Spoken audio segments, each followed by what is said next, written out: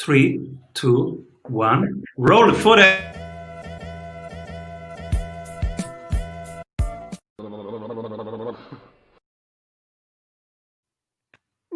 Welcome back to the Strategy Sprints podcast. I'm your host, Severino, and my guest today is a recovering, hard-driving leader with over 35 years of sales, marketing, educational, and entrepreneurial experience. Professor Pete successfully battled the negative effects of stress head-on and developed the Lighten stress management model that will motivate you and your team to take action in only a few minutes per day. After learning the stress management techniques he facilitates, participants can better become leaders, leading their teams and to follow rather than to hide from. Welcome, everybody, Professor Pete. Simon, thank you so much for having me on the show. So cool to have you here, and you have brought some very nice topics. We will talk visualization, gratitude, and random acts of kindness. Professor Pete, what are you currently creating? Well, so I currently have in beta, I have a 30-day stress buster challenge. And what that does is it is designed to teach people new habits for helping to reduce their stress. And science has shown that we need at least 21 consistent days in a row that we're doing something to start forming those new habits. And so this 30-day challenge is designed to do just that by committing basically 5 minutes or less per day to improve your health and help you better manage challenging situations. Oh, beautiful. Where can people do the challenge? I mean, oh, they can reach out to me on the on my website, and I can give them a promotion code as well for it to if they want to participate. So just at PeteAlexander.com, they'll see it. How would you describe the stress we are in right now in this pandemic? What kind of stress is this? Oh, this is I don't want to say it's unprecedented, because that would basically tell us that our history, nothing is like this in our history. There have been plagues, etc., that we've had to deal with. But this one, the interesting thing with this one is that it affects all aspects, all industries, both good and bad. And what I recommend to all of my followers and clients and friends and contacts, everybody there, with this pandemic, we have to understand that, yes, there's a lot of stress with this, but our human nature is that whenever we're faced with a stressful situation like this pandemic, we're going to worry about all aspects of that. Yet, when you really think about it, how much of this pandemic is under your control? Not a huge amount. So if you can, in your mind, think about this and think, okay, there's the things we can control and there's the things we can't control. And so if you can break them up into two lists, and so let's say, things like the government response to the pandemic is not within your control. Even a person near you wearing a mask is not under your control. So everything there, put it in one list. What is under your control? You wearing a mask, you washing your hands consistently, you protecting yourself with the social distancing, whatever it is that you can control. Those are the things that you can affect change in. And if you then concentrate as much of your mindset on what you can control, what you can affect change, then you'll see that your stress will go way down, because anytime we feel like we're in control, that we can actually do something to make a difference, then we feel more relaxed. And so that is what is so critical about something like this pandemic. Don't get bogged down in all the things that are beyond your control. Only focus on what is in your control, and it won't feel so overwhelming. I was born in Rome. So whenever I have stress, I feel drawn towards the Roman philosophers. And One of them was a slave. He was in today's Turkey, and he was a slave. He then moved to Rome, and his name was Epictetus. And Epictetus said one thing that really resonates with me. He said, three things are in your control: what you stand for, your values. Mm-hmm. Mm-hmm. And second, your judgments, which come from your values, your Mm-hmm. about stuff. And then the third one, your actions. That's Absolutely. it. Mm-hmm. You're absolutely right. So we're our mindset is under our control, and our mindset is what's going to affect our actions. And you mentioned about values as well, which is so critical. That's one of the core things that I always work with people on, is to help them figure out what is the most important things to them, truly. And so there's a blog post that I have on my website that helps you elicit your personal values in any area of your life. And if for any of your listeners who haven't done that, it is so important to do so, because often the stress that we create for ourselves, most of our stress is self-induced. We do it to ourselves. Somebody else isn't doing it to us. We're doing it to ourselves. Because if you, let's say you have a customer or someone else that is just bothering you, well, the reason they're bothering you is because you're letting them bother you. So that's the critical thing. And often it's because we're going against what our values are, because that's what's our true self. And if we're not being our true self, distress is going to occur. So anytime there's a major decision that you have to make, whether it's your career, your family, whatever, if you don't know what your top 3 to 5 values are in that area of your life, how are you going to know that that's the right decision for you? Absolutely.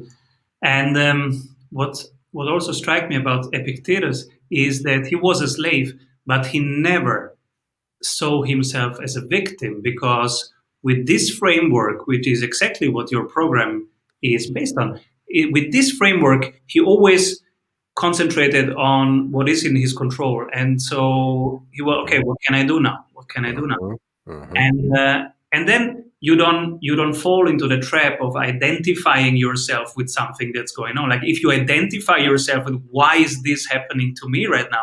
Oh well, then you are doing something that is not even there, is not even necessary, and Mm-hmm. beautiful. Yeah. Yep. It's actually, why is this happening to me? Why is this always happening to me? That's actually closer to the victim role. It's like you're not taking action. It's like, okay, so why is this happening? Let me figure out what I can do to fix this problem. That's the proactive.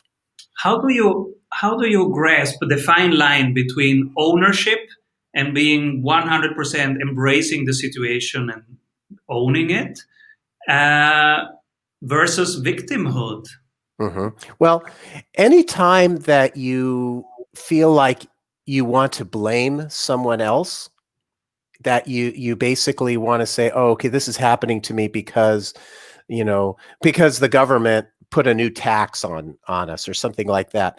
Well, that is a victim role, when you're just giving your power away. So what the way I always define it is, do you feel like you're giving your power away by saying, oh, this person did this to me, or this organization did this to me? Okay, we all have lost customers, we all have lost revenue from different situations, but it's, what do you do to learn from that, to move on and get stronger?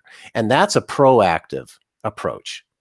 So you're fully embracing it when you realize, okay, let's learn from this and let's move on. But if you keep on going back to, oh, you caused this for me, or, a family member did this or that, negativity, and you want to blame somebody else, that's when you're in the victim role.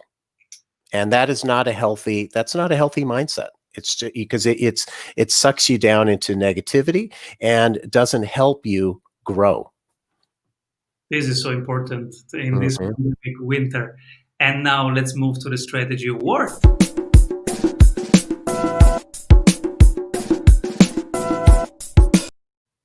So you can pick one person when everybody's zigging. This person is zagging. From your perspective, this person is doing the right thing. Who is Mhm. this? That would be Damon Pistulka. He's one of my contacts that I've had for almost a year, and he and his partner Andrew are amazing with all the content that they're creating for business owners. That multiple times per week they are going live and talking about different strategies, etc., that business owners can learn, and he's making a difference. So that's who I would give the award to. Beautiful.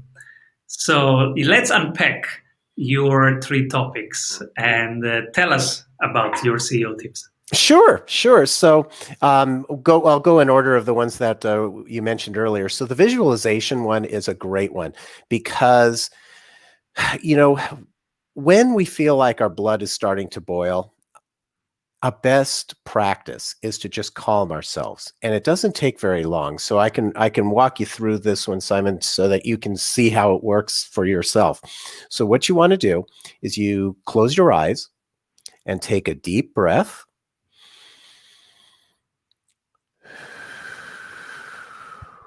And what I'd like you to do is go to a place in your mind that you like to relax. Maybe it's the beach, maybe it's the park, maybe it's a lake, maybe it's your backyard, maybe it's the spa, whatever it is. Go there in your mind and start taking in all of your senses. What do you feel? Do you feel the sun on your face? Do you feel the sand or the grass under your feet?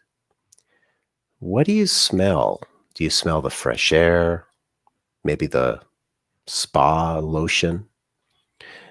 What do you hear? Do you hear the wind blowing through the trees? Maybe the water splashing on the shore? And what do you see?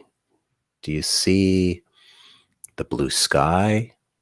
Maybe the green of the trees or the grass? Whatever that is, take it all in and then take another deep breath.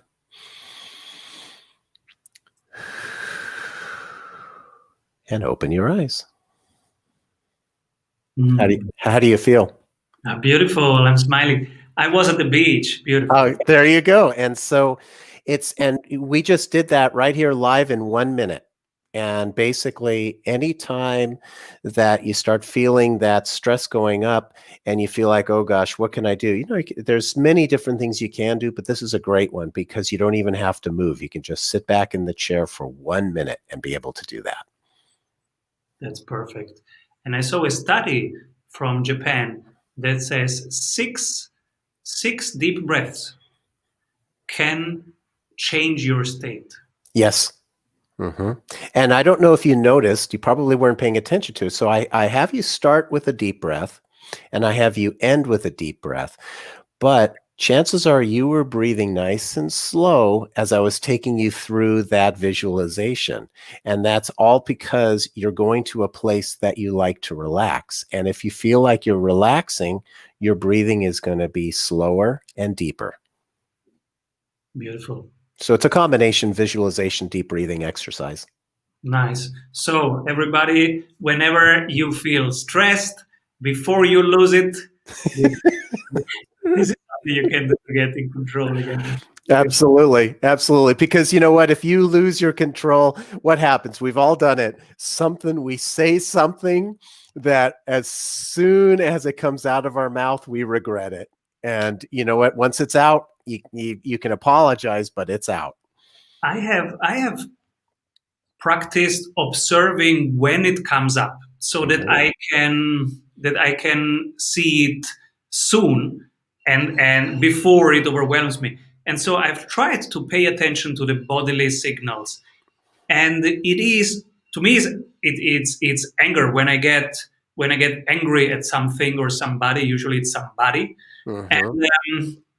But I see an arousal of a very warm, beautiful feeling. I feel strong, and I feel like soon I'm going to spit fire like a dragon, like. Mm-hmm. But Mm-hmm. it feels very well, very positive. So now I have the, and only the ramifications afterward. I will feel bad for somebody and have guilt feelings. But in that moment, it feels actually like a high energy, a very positive thing, very powerful. So Mm-hmm. I now, when I see this combination of powerful and warm in my chest, I say attention, attention, and I start breathing. Oh, interesting. That's a good way to do it. You know, it's interesting too when another activity that I've done in the past is if I really, I need to get that major energy out of my system. If I can go outside and go for a quick walk, that helps. Or what if I can't and I'm, let's say, at home? You go grab a pillow and just scream into it at the top of your lungs. And if you do that, you scream into at the top of your lungs, you get that energy out of you. And that's so it's there's so many different things you can do. And it doesn't take very long to do them because you don't want to keep that inside of you. Because that's where the thing is if that energy wants to get out. And so if you keep it inside of you, that's where the problems can occur over the long term. I have observed dogs. When dogs have stress, the first thing they do is they Mm-hmm. pull it Mm-hmm. out. Mm-hmm. So they put it out of their system, and a couple seconds later, they are centered again. Yes, yes, and our pets are aligned. They're not, they're not mentally stressed like we are, constantly. So, if you ever if you have a pet and you want to look at what how you should be acting, look at, pay attention to your pet, like you're mentioning with the dog. Yeah, yeah, and because we don't have a dog, my gurus are my kids, so I observe my kids. I learn from them. They Hmm. are sad in a second, or they hit themselves and they're hurt. So 2 seconds of crying. Third second, they are in the here and now again and say, okay, where's the Lego? Exactly. It's where's the Lego? It's like it's gonna be it's somewhere where Dad's gonna step on it with his bare foot. Because that's what happened with my kids. That happens a lot also. Yeah. And now one word from our sponsors. Hey, if you like the tools, go grab them for free at strategysprints.com/tools. That was visualization. How do we proceed from there? Well, so the next one is gratitude. And this one, you know, when we have a mindset of gratitude, it's a positive mindset. And often what happens is that we get so wrapped up in what's going on in our lives and we're trying to make our businesses grow and we're trying to get the bigger houses and we're trying to get the fancier cars and biggest bank accounts, whatever it happens to be. We lose sight of the little things that really are important. And so if you get a mindset of gratitude where you are thankful for things that happen to you during the day, you end up sending out that positive energy to the universe, and the universe then will send positive energy back to you. It's basically the law of attraction. If you are sending out positive energy, you will attract back positive energy. And if you are sending out negative energy, you will attract back negative energy, because it's basically the law of attraction. And so, for example, my wife and I, we have a gratitude exercise that we do every night right before bed. And I ask her, what are you grateful for today? And she asks me, what am I grateful for today? And I always start with, I'm grateful for my health. And it's because all else is secondary. And the fact is, if you think about it, without our health, let's say, if you think about the last time that you were really sick, did you feel like doing anything other than lying in bed? Probably not. And if you have no energy and you're just lying in bed, you're no good to your business. You're no good to your kids. You're no good to your spouse. You're no good to anybody. And so health is so, so important. So I am always grateful for my health because I experienced losing it, and I know what that is like.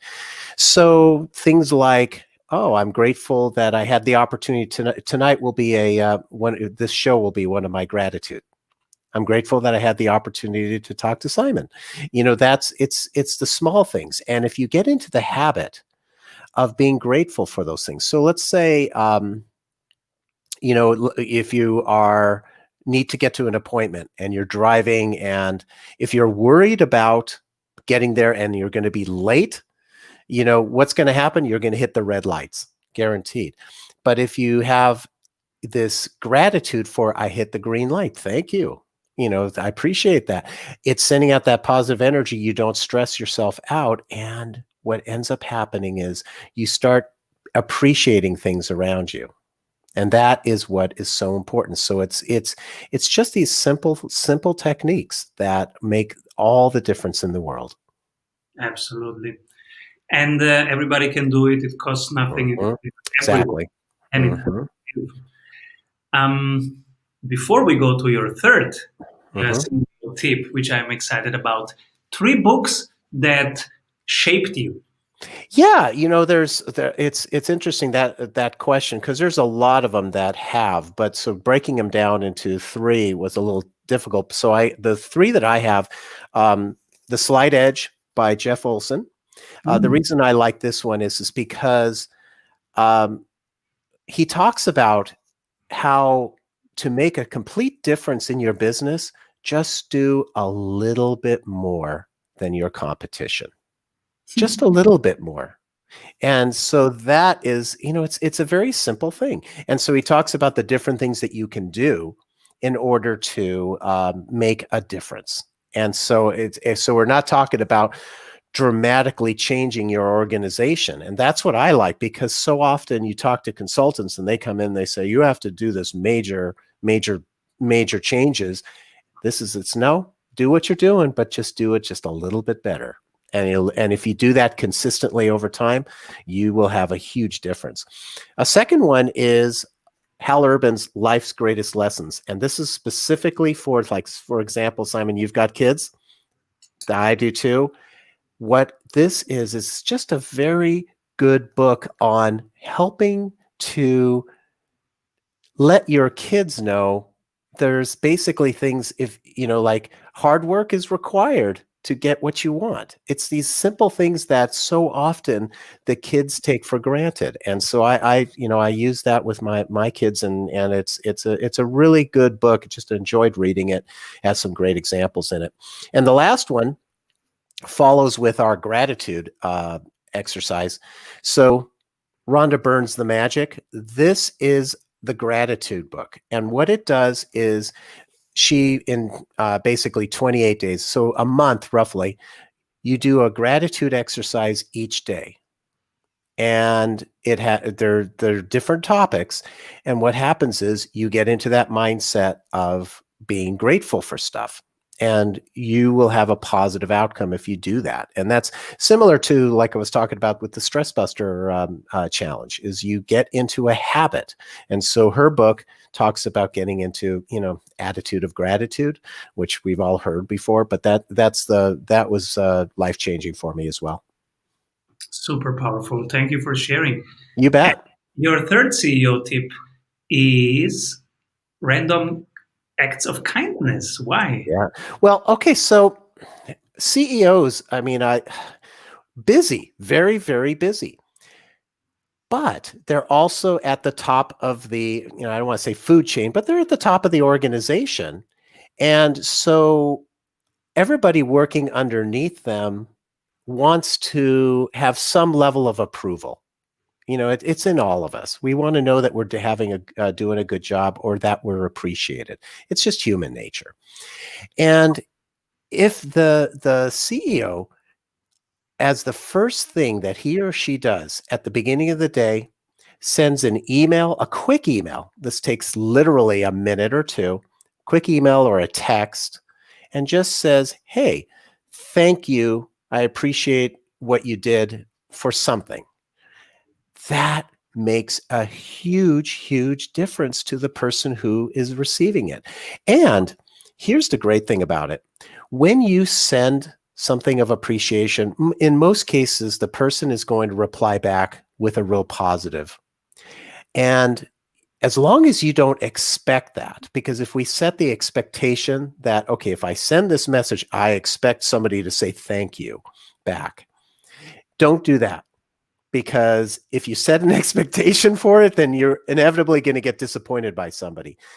When you do get a response back from somebody, consider it the cherry on top of the ice cream sundae. Basically, you're going to get another jolt of positivity. You're going to get one jolt by sending a message, a positive message, a feel good for you, and it allows you to start your day on a positive. And then when you get the response back, if you get the response back, it's going to be another jolt of positive energy. And it doesn't take much effort. And you know what? I still have at a couple different large organizations that I worked at where I got something from the CEO, and that's special. It really is. And so that's the random acts of kindness are a very inexpensive way to make a huge difference. So applicable, beautiful. Professor Pete, where can people get in touch with you? Sure, they can just come visit me at petealexander.com, and happy to talk to people. I've got a weekly blog for these different tips. There's over 100 of them already posted, and I'm happy to help anybody if they've got any other stressful situations that they want to talk about. Who should be my next guest? You know who I would do for since these are business leaders and executives, I would talk to Ira Bowman, because Ira Bowman is a master at social media marketing. And if anyone is looking to get additional exposure for their organization, he'd be a great person to listen to his strategies, because he's killing it on social media. Thank you so much, Professor Pete. I am so thankful for this episode, and thank you for sharing your journey and your wisdom with us. And come back soon. Yes, thank you so much for having me. Avoid trying to do thousands of things that doesn't work. We have 274 templates for your business success. Reach your ambitious goals with one-on-one sprint coach. We double your revenue,